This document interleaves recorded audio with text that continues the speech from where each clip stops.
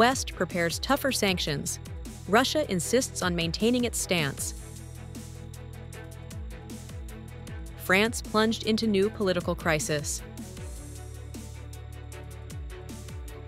Today, Australia's Governor-General and spouse pay a state visit to Vietnam. Hello, so good to see you again in today's news. And now, here we go, the first headline of the show.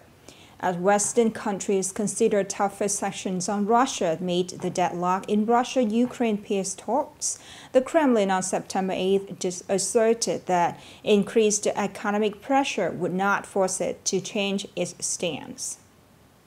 What are we going to do with Kremlin spokesman Dmitry Peskov told Russian state media reporters that no sanctions can force the Russian Federation to change the consistent position that our president has repeatedly stated.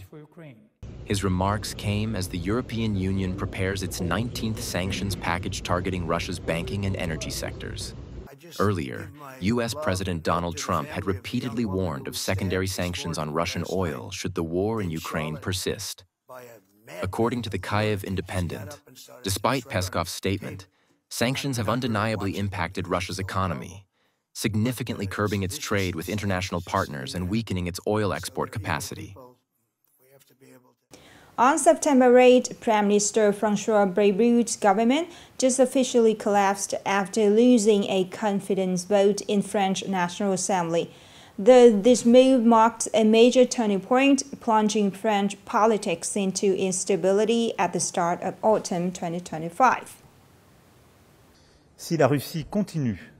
Reacting to the vote, President Emmanuel Macron said he accepted the result and would appoint a new prime minister in the coming days.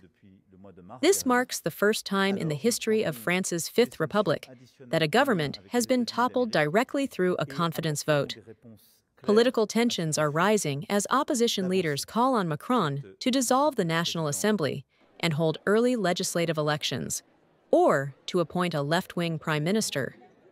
Trade unions and social movements hailed the outcome as an important victory, demanded the president's resignation, and announced plans for a mass protest on September 10th. Governor-General of Australia, Sam Mostyn, and her spouse just paid a state visit to Vietnam from September 9th to 12th at the invitation of President Luân Cương and his wife. The state visit to Vietnam by Governor-General of Australia Sam Mostyn and her spouse comes as the two countries elevated their ties to a comprehensive strategic partnership in 2024. The visit underscores their shared commitment to strengthening friendship and cooperation across all fields. Australia is currently Vietnam's 7th largest trading partner, while Vietnam ranks as Australia's 10th. Bilateral trade has grown steadily, reaching more than USD 14 billion in 2024. Both sides have also been working to expand market access for each other's agricultural products. According to Ambassador Pham Hung Tam, during the visit, Governor-General Mostyn is expected to hold talks with President Luong Quang and meet with senior leaders of the Communist Party and the state of Vietnam. Upcoming are some updated news. This morning, the party's Central Committee Office, the standing body of the Central Steering Committee on Science, Technology, and Innovation Development, held a national training conference on artificial intelligence, AI, applications for officials of party committees and agencies. At the event, experts presented key topics including an overview of AI and its role in party work, covering basic concepts, development trends, and application scenarios for research, advisory tasks, synthesis, and document analysis. An introduction to common AI tools such as ChatGPT, Gemini, Notion AI, and Canva AI, and practical training with ChatGPT to support research, advisory work, synthesis, multi-source document analysis, and report and plan drafting. The conference also discussed principles of AI use, as well as ethical, legal, and security issues, including case studies on data breaches and misinformation.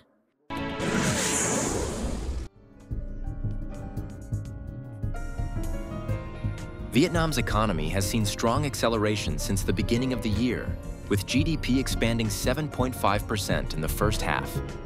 the highest growth rate in the region, outpacing major Asian economies such as Indonesia, Malaysia, and Thailand.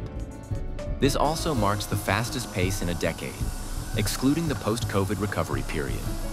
The World Bank highlighted the figures in its Vietnam Economic Update released on September 8th. However, it noted that Vietnam remains vulnerable to global trade policy uncertainties and weakening demand from key partners. To sustain momentum and mitigate external risks, Vietnam is expected to strengthen its core growth drivers while fostering new ones, such as innovation.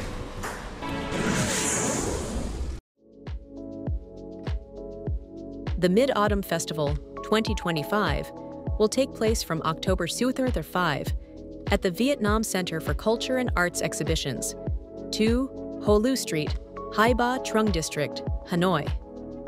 The event will feature a variety of activities, such as traditional handicraft making and mid-autumn toy crafting.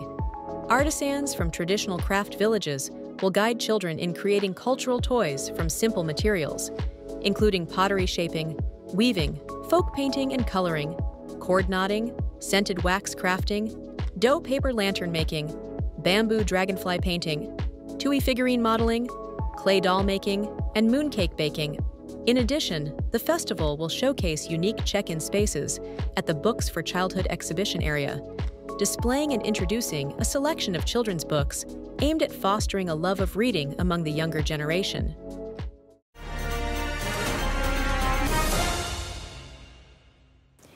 A mini zoo in Thanh, Nghệ An province is attracting increasing attention from local families, especially children. The site offers a new recreational space where youngsters can explore, interact with, and even care for friendly animals. More in the story today.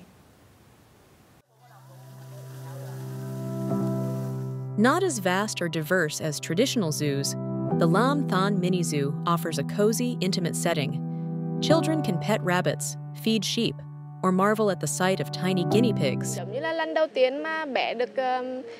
Indoor playgrounds and shopping malls are already familiar. Places like this give kids a chance to interact more closely with animals. My child really enjoys it and is excited to play here. More than just a leisure spot, the mini zoo serves as an experiential learning space, teaching children to love and care for animals. Today, I came with my uncle and his child. I got to play with many animals. I like the rabbits and turkeys the most. At first, I was scared, but not anymore. I found the animals so cute. I fed them with food without any fear.